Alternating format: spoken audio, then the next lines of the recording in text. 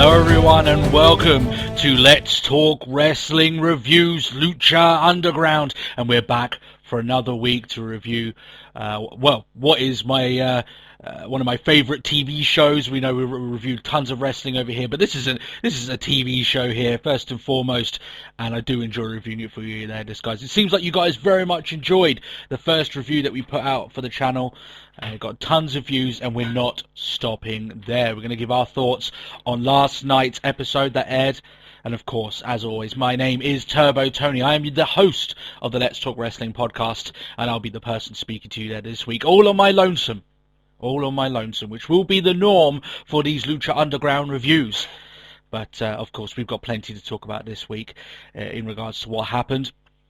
Now, before we get into what actually happened this week on the show, Lucha Underground, if you're quite new to the show, what it tends to do is that it goes by almost like a week by week in terms of it will show you a list of guys and gals that will wrestle, and then the next week it'll be very rare that you'll see the same people that wrestled the week before wrestle on the week after. They like to keep it fresh, and they've got a talent pool, in which case they can rotate in and out. So it makes each show seem quite unique, and that's exactly what we got here on this show, episode 2 of the new series. Just recapping what happened last week, of course, we had Mil Muertes was taken out by Pentagon Jr. He's got his arm broken. Our initial thoughts last week about regarding whether or not he would be written off, or we even went as far to say, well, as it's Mil Muertes, you've got the power of this stone that Katrina holds up all the time, that it could be easy that he just comes out with no damage at all. But they decided, no, we're going to sell the damage. He's still there, and he's still overlooking the ring, much in the same way he was doing last week, but now his arm is in the sling, and they're making a lot of references to the fact that he's clearly not ring ready yet. So whenever they choose to bring him back, or it makes sense for him to finally wrestle, obviously that's when he's going to get back up off of his throne, or maybe someone will capitalize before then, who knows. But nothing else really in regards to that in terms of Mil Muertes. They went forward with a lot of other people and a lot of other people's storylines going on from there. So we're shown from the very beginning, we've got Prince Puma working out, and he's got one of those bodies that I think that any common man out there would quite be jealous of. He's quite the specimen, as we all know. Ricochet, for you guys that may know him from the Indies, he performed also on New Japan at Wrestle Kingdom 10. But they're showing flashbacks of Prince Puma at last year's Ultima Lucha main event, and just some of the interactions he's had with Mil Muertes himself, being beaten. That's the last time we really saw Prince Puma. And Pentagon Jr. comes in, and he wants to thank him for helping get the biggest sacrifice for his master yet. I mean, Mil Muertes is a pretty big sacrifice. He's probably the biggest guy that you could do. I don't know how much higher up you could really get than Mil Muertes, but he thanks him anyway. And then he states that the main event will be himself and Prince Puma teaming up against the Disciples of Death tonight, a bit of payback for last week.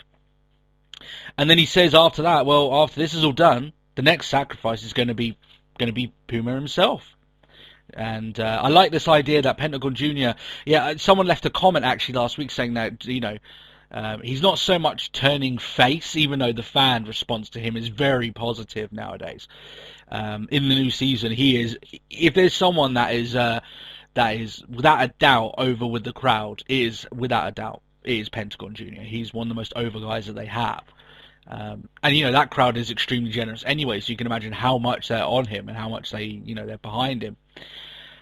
But I like this idea, as that comment said, that he's not so much face, he's not so much heel, he's just after everyone. It doesn't matter who you are, as long as you're offering a chance for him to give one of his sacrifices, he's coming after you, and he's got no fear, which is his mantra. He's going to go for it.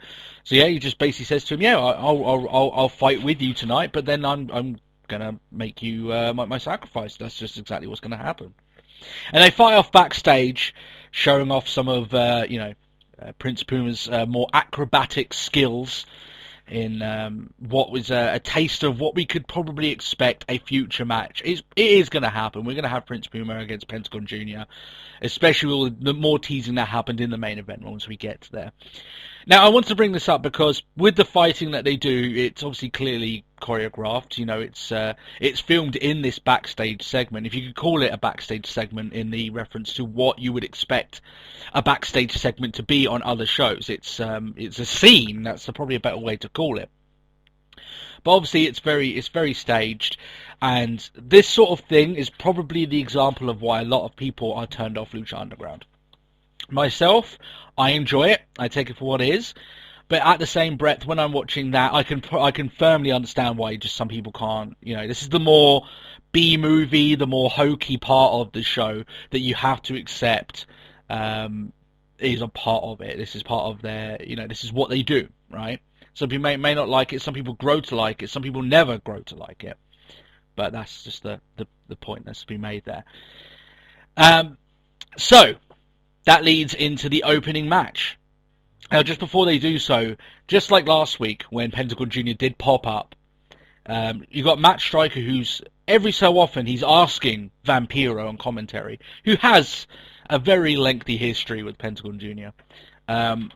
Were you behind what happened last week? And Vampiro's very sort of he just doesn't even want to talk about it. He's shutting it down immediately. He doesn't want to acknowledge it. It's almost now he's really taken on really what those people said to him in the asylum or whatever correctional facility he was in the 6 months since season 1.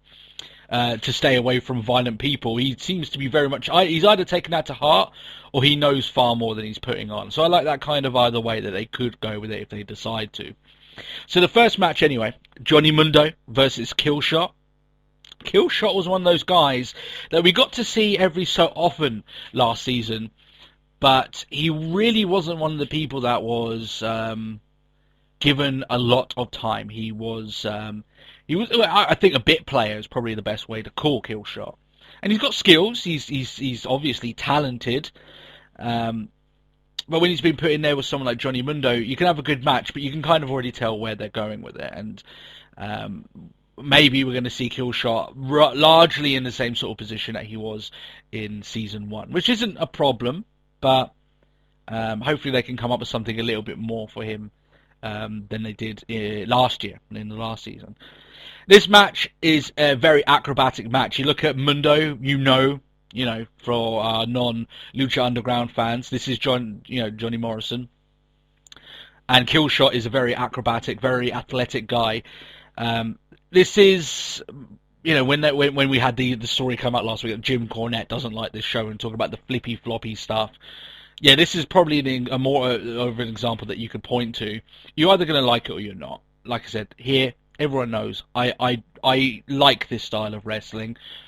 I like different styles of wrestling, right? As long as every now and then they make it, they hit a move that makes you think, oof, that looked like it hurt a bit, rather than the slight taps and sort of like this. I'm fine with it as long as it builds up and it's okay. And I thought they had a great match, these guys. I thought they started off the show really, really well. It was a really fun match. They had a Killshot hitting the 450 splash, but Mundo kicks out. I thought they were going to give Killshot the match from there, but no. And then the referee is knocked over, and in the space where the referee's knocked over, Mundo lands what I can only describe as probably one of the most unique low blows you're ever going to see. It's basically like a flip. And in the middle of the flip, when it looks like Killshot's going to land on the floor, Mundo's literally thrown his back leg out. And it's connected clean. And it didn't look particularly comfortable for Killshot, shall we say. And that obviously leads then forward. That's him cheating. Mundo now we know is a heel. And he capitalizes on that, uses his finisher, Starship Pain, to finish the match. And he wins. Now, Melina's not with him. We all knew the stories of last year, apparently, with Melina. Whether or not you choose to believe the reports that are coming out that she was apparently difficult to work with and therefore Lucha can come out to an agreement, or the fact that she just didn't want to work with them. Either way, she's not there, right? So that appearance that she had at the end of last season wasn't even referenced in this match to begin with here. So Mundo calls out Muertes. afterwards. And it seems obviously now with Muertes we're having his arm broken that a lot more of the roster are a lot more open to calling this large behemoth of a man out. I like to see. I like the idea that a lot of them wouldn't be as outspoken if he had both working arms available to him. He's calling him out, but then Cage, or they call him Cage, whichever way you want to go, comes on out, makes his first appearance on the show. And he goes as far to call out Muertes as well. He says instead of just breaking his arm, he's going to break the man in half. And then it becomes more of a thing of Mundo between and Cage. While watching this, by the way, I'm sure this will fill Cage's ego in regards to that way. But my wife did say that he's quite the attractive individual. Didn't quite know how to take that. Maybe I feel I need to put on some more muscle mass, considering how big this man is. He is bigger, guys, this year than he was last season. He is a tank. When he calls himself the Machine, you can certainly get over why he would call himself that. He is a big, big guy. But they're kind of going backwards and forwards here, Mundo and Cage. It becomes less about Mill, and it becomes more about these two going against each other. It looks like they're about to fight, but looks like Mundo doesn't really want any part of it. So as Cage then diverts his attention towards Muertes, trying to get his point across, of course Mundo comes in for the attack from behind. But Cage, he's fresh, hasn't had to wrestle a match. He manages to rally, and Mundo decides, you know what, don't want any more part of this. I tried sucker punching the guy, it didn't work. And I think a Cage and Mundo is a good stopping ground for both of these guys. I don't see these guys as people that would be wrestling Muertes next for the championship. There's people, I would say, that are more ready in terms of their stories and how their characters have been built up. I think Mundo and Cage would require a bit of work to build them up to someone that could be a title challenger. I mean, of course, they could be now, but it would help to give them, either guy. They get a win over their opponent here, then they can move on.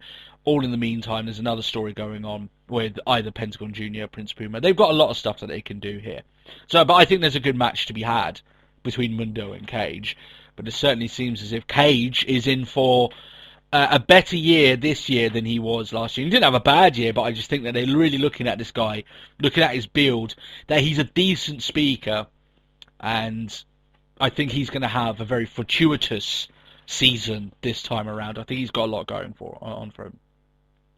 We're then taken to where Sexy Star is being held. She's not in that dank, it looked like a cupboard somewhere that she was being held in. Now she's in a little bit of nicer surroundings, but still she looks like shit. She looks like she's been held there for the last 6 months and being fed and damn near mentally tortured by Marty the Moth. You may remember Marty the Moth as being the guy everyone wanted to win Steve Austin's Tough Enough, right? And he broke his ankle, if you may remember him from there. He didn't have much to do last season. It looks like they're doing this storyline with Sexy Star this year, and he keeps talking up how his sister is going to be arriving.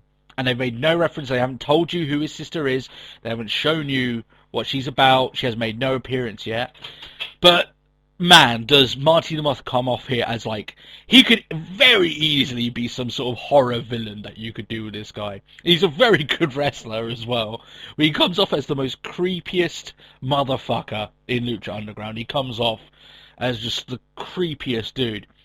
And, that's part of his job. He's meant to come off that way, but he really comes across that way. It could come off very hokey, but he comes across as mentally unhinged. And he's showing her this dead butterfly, and he's kind of stroking it and all this, and yeah, it's all creepy and stuff. So it looks like that's what they're going to be going with there. At the end of last season, it did look a bit weird that straight off Ultima Lucha, Sexy Star was captured by Marty the Moth, but I'm sure they're leading up to obviously Marty the Moth's sister will probably be wrestling Sexy Star down the line if she manages to escape the confines of wherever she's being held. Then they shoot Justin Gabriel. He's now known as PJ Black. He's going by his indie name, PJ Black.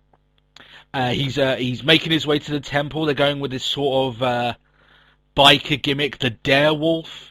The similarities between him and a certain gimmick involving Baron Corbin on NXT is not exactly too far away. The difference is here, though, is that Baron Corbin looks physically imposing, and PJ Black just doesn't. And people that have been more longer with this podcast may know my thoughts on Black. I'm not the biggest fan of him. I just his time in WWE, him talking about him, coming out and slamming the city of Leeds for like 7 guys in the front row and stuff like that. You can go back and if you like to and listen to my thoughts on that. But I've never been too impressed with the guy, right? And I think there are people that can do the things he does that come off on camera better than he does. That's just my opinion. I'll try and keep an open mind. I mean, this is a new character for him. But fair play. I mean, they shoot him here. He's kicking a couple of bikers' asses, and he says he's a thrill seeker, and Lucha Underground is the ultimate thrill, and all this lot. But it's going to take a little bit of me stretching my imagination to take him in a similar regard to some of the people that he's going to be wrestling. And what I mean by that is that maybe it's just me. Maybe that's the problem with me, that his past with WWE and how he's come off is still got the taste in my mouth of what he used to be, and I should really look at it completely differently. And I accept that. But for me, I can only say what I feel, and at the moment, that's how I feel in terms of him.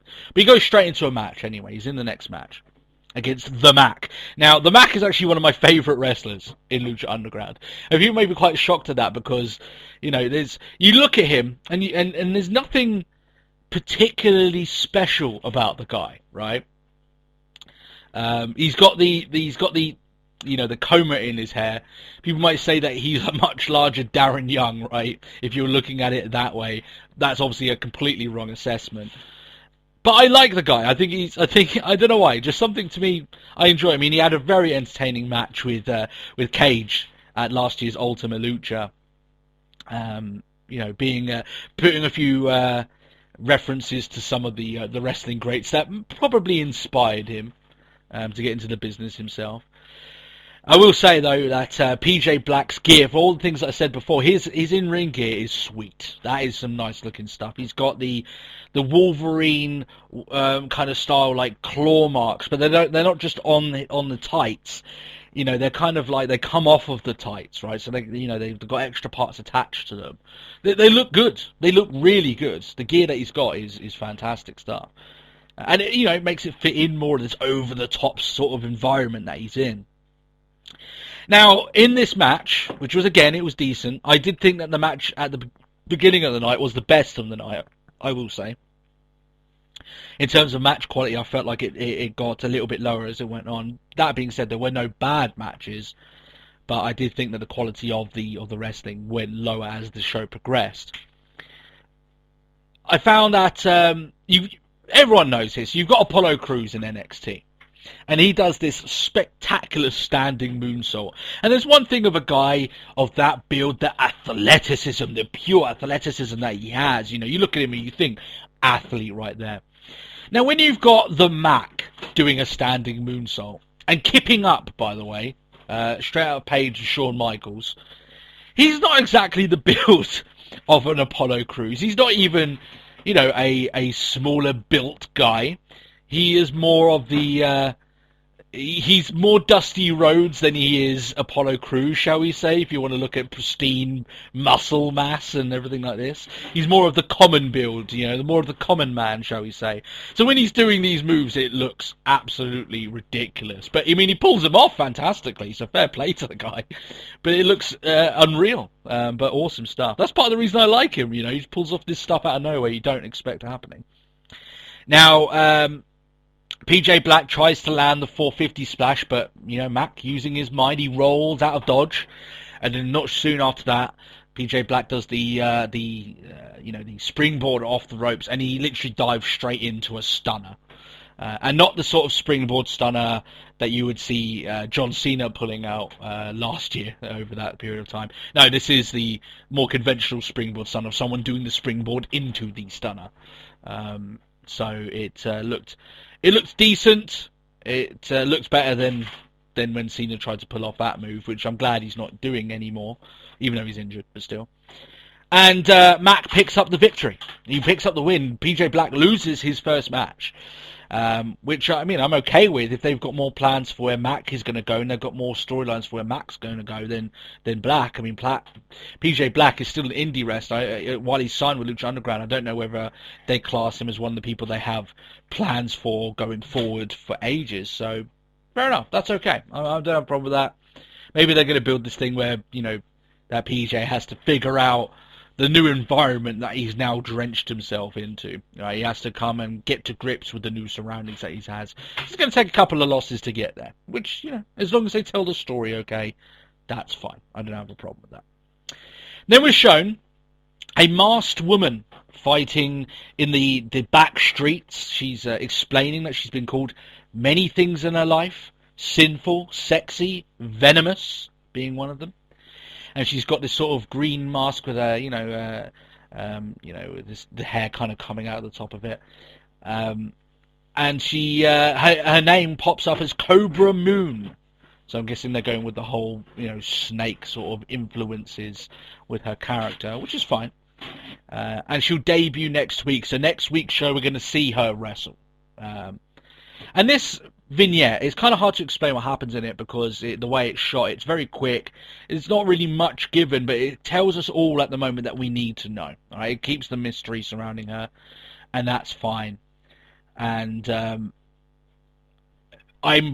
I trust Lucha Underground enough that when she gets in, they'll tell more of her backstory, because they do give a lot of time to tell the stories and the lineage that they've created for each of the characters that they don't want to present to us.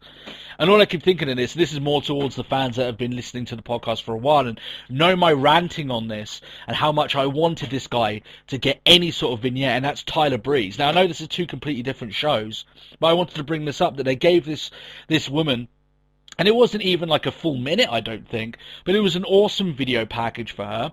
Gets me excited, gets me interested in seeing her wrestle next week. And you get Tyler Breeze there, who's put in his dues, in WWE. He's been molded and created by them. And people are going to think I'm just like completely ragging on WWE here. It's only in these certain situations that I'm ragging on them in this sense, and it's because I've made the statement before in it, and it's relevant to what I'm saying now. But then you've got a guy who comes in with no vignettes at all and gets no education to their viewer base on their main roster about who this guy is and why they should care. Lucha Underground has a pretty good way of at least giving their guy. I mean, even PJ Black. I mean, he lost this week. He's still got about a minute and a half of just explaining who he is, what his character is. He's the Darewolf. They give you some time. They just give you a shred or something to run with. And I like that. I hope that the other wrestling companies, obviously not as over the top. I mean, they're showing her actually fighting people in the back streets. I'm not saying that the other companies should do that, but something, any sort of video package, right? And that's something I've said for weeks before Lucha Underground in regards to that. But that's just something I thought I would bring up. This leads into the main event. I'm interested to see who Cobra Moon will wrestle. That'll be interesting, because for all how I like the women being portrayed on Lucha Underground, they don't exactly have a massive female talent pool. They do have more than Sexy Star and Ivelisse, but there's not many more apart from that. So we'll have to see who. And in that case, it's good that they bring her in, but obviously they might have to get her to wrestle someone, in sort of a jobber match, someone random. But they very rarely do that in Lucha Underground anyway. So, but still, we'll find all that out next week. I'm sure it'll be interesting, and it'll be good to see how good of a wrestler she is. Now, the Disciples of Death against Pentagon Jr. and Prince Puma is the main event of the night. There's no Conan. He's still written off after being carried away by the Disciples of Death. Funny enough, they did bring that up on commentary as well.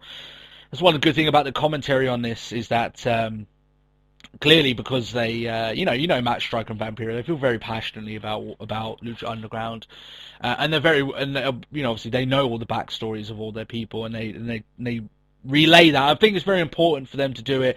Less so, they don't have to do it as much on other wrestling shows that are on weekly, right? Because really there's no break, right? So you're constantly seeing these guys in and out. But on Lucha Underground, when they're doing seasons and they've just started up the new season, yeah, the commentary do have to make the extra mile to try and, it's not so much re-educate people that have already watched it, but try and get people up to speed that maybe haven't watched it at all, right? So that's the reason why, if it sounds like they're going overboard trying to relay the stories of each of these people, that's the reason why, right? And that will start to taper off a little bit more as the season progresses. But that's just, and that's a good thing for them to do, because while it's one thing that we've watched it and fans have that watched all season one, we know we've experienced their history, we watched it. Not everyone has, and Lucha Underground is getting more popular as time goes on. So that's the case. So Vampiro reiterates again, because Matt Striker says, okay, as Pentagon is coming out, considering your very close relationship with this guy, do you want to explain to the fans who Pentagon Jr. is? And Vampiro's sticking to his guns. He's like, I don't want to talk about it. I do not want to talk about Pentagon Jr. Listen, he's an ass kicker. He's a dark guy. He likes breaking people's arms. That's all I really want to say about it. Right? And they're very building up this fact that with Vampiro, that he is very uncomfortable talking or even being in the presence of the guy who calls him his master. I mean, the guy who even said, I am your master, right? So this will eventually come to something. They're slowly giving us a few teasers that this is going to lead somewhere. Now, throughout the course of this match, and I did think, while this was an okay match, I thought this was the weakest out of the three. More so because of the stipulation. They were definitely trying to tell a story here that both Pentagon Jr. and Prince Puma were going to be much more happy taking an ass kicking than working as a cohesive team. That they were looking over their shoulders for what the other guy was doing, more than the three guys that were giving full account of themselves throughout this match. Now, as much as Katrina kept holding up her stone, trying to power up these guys, eventually Prince Puma lands his, I don't even know really what to call it, it's this bonkers splash where he's kind of like, he does a 450 but then goes over and lands on his back sort of thing. I'm probably murdering the name of that move, but regardless. But he lands it anyway, which is his finish. And before he can get the pin, because I mean that move literally, because he's rolling so much, that momentum takes him so far forward, Pentagon tags him before he goes up, or before he departs on his journey. And he takes the pin instead. He sneaks in and pins him, steals the victory out of Puma, and this is enough, obviously, to start a brawl between the two. And Pentagon tries to set Prince Puma up for the sacrifice to break his arm, but Puma manages to muscle out. I thought, they're going to give him, these are like the two biggest guys on Lucha Underground. They're really going behind him if they're going to let Pentagon Jr. snap this guy's arm and write him off again. Write him off, as they did Mil Muertes kind of last week. They're really going behind Pentagon Jr. But no, they're clearly going to build up that there's going to be a match. Before any of these guys get a hold of Mil Muertes, it looks like they're going to have to deal with each other first. And that's a big, big match for Lucha Underground. These are two big stars. Like I said, Pentagon Jr. arguably is one of the guys that is the most over with the company. And Prince Puma's always been positioned as one of their top guys. I mean, if you were to ask me who are the top guys in Lucha Underground, name two of them, it probably would be the main event they had last year, which is Mil Muertes and Prince Puma. They're the two big guys. If any names are synonymous with the show already, I think it would be those two names. And maybe Dario Cueto, because obviously he was, such a huge part of season one, and he will be a huge part of season two when it's the right time for him to come in, which I hope is sooner rather than later. I did miss him on this show. I will say I did miss Dario on this show. Now, before the show ends, Lucha Underground likes to leave a little bit of suspense for us at the end of the show. And you can hear what you know by now. If you're a big fan of wrestling, you know this sound. It is Mysterio, Rey Mysterio, speaking to someone backstage, and he's talking about the legacy of his mask and the mask that he was supposed to wear, but he took his own path, and that's fine. But he's speaking to whoever has taken up the mantle of Dragon Azteca. Now, I don't think it's the same guy, or if it is, or maybe I'm mistaken here, but it looks like that someone's taken up the mantle of Dragon Azteca. Because you remember the last time we saw Dragon Azteca, he got killed. Black Lotus murdered him, right? And that was the guy who took on Black Lotus and trained her to take out Dario Cueto's brother. But obviously it didn't work out that way because Black Lotus is now in cahoots with Cueto. So everything's changed. So either Azteca has managed to revive himself, which I don't quite know how, or he never was killed, maybe that was the thing. Don't know, it certainly looked like his heart was stopped, but still.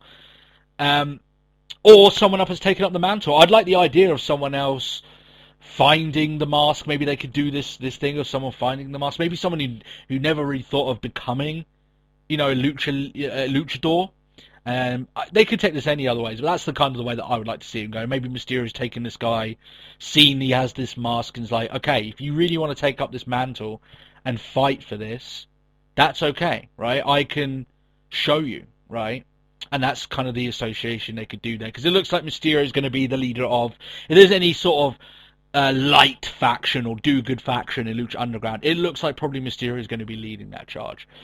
And they did say a war was coming, right? A war was coming with what happened to Dragon Azteca at the end of the last season, and maybe that war begins with Rey Mysterio walking into Lucha Underground and trying to sack the place, or trying to take it over, or finding Dario Cueto and making him accountable for his many, many actions that he took in Season 1. So there's plenty of different ways that they can go around this. It is exciting. If you're going to ask me to rank this up to the first show, I didn't think it was as good as the first show, I will say that. I think it lacked a bit of that punch, but it was still good. They still give time to people. There's still a lot of people here on that roster that you still haven't seen or been given a taster of where to go. And one of the good things about Lucha Underground is that they give all of their people some sort of storyline to roll with. That it's not just so much situated around, okay, Mil Muertes is the champion, who's going after him? That isn't the only storyline that they run with. They run with a ton of other storylines as well, because the show is extremely story based, right? It's extremely character based, just by the nature of how they shoot the show, and the wrestling is sort of goes hand in hand with that. So interesting here. I liked how they're building up a few of these new storylines. So they got the vignettes for. I thought the vignettes for PJ Black and Cobra Moon were pretty well done. I did like them. And the one at the end with Mysterio and Dragon Azteca, that's just a conversation with, it's nothing really interesting shot there, but still. But yeah, it's good stuff. I enjoyed this episode again. If you ask me to give this a LTW star rating, I say give it a watch once, which is a small step down from what I said from the last week, which was you can watch it over and over and over again. I think it was entertaining. I think it's got some good wrestling there for you, and I think it's certainly worth your time. For an hour show, it will show you some people that you've never seen in Lucha Underground before, that's for one, right? And it will show people what the natural flow of the show is. One thing I will say, though, however, about this week, which I wish that they hoped to have carried on for more, when they were saying stuff last week that the temple was a much darker place, it didn't really feel that way as much this week. That's what I will say. But maybe they're playing that down considering Mill is technically injured now. But we'll see how it goes from there. But regardless, if you did enjoy this review, then you can subscribe to the channel if you haven't so far for weekly Lucha Underground reviews, and also our episodic videos that go up on the weekends where we answer fan questions. We also give the wrestling news of the week, review every segment of Raw, give NXT report card, a big show, almost around 2 hours every single week there for you there this week. And obviously we do review on the side every single WWE pay-per-view as well. So there's plenty of reasons to get involved with the channel. And also you can like our Facebook page and interact with us there. And that is facebook.com/Let's Talk Wrestling Podcast. Like the page, speak to us, let us know your thoughts. And if you want to leave any questions that might get answered on those episodic videos on the weekend, then you can leave them in the comment section below or on that Facebook page. And of course you can follow us on Twitter, which is @TalkWrestlePod. But apart from that, we hope you have a great week, and we'll see you all guys at the weekend for another episode of the Let's Talk Wrestling Podcast. And for the guys just interested in our Lucha reviews, we'll see you next week as per usual. Alright guys, have a great time, and we'll speak to you soon.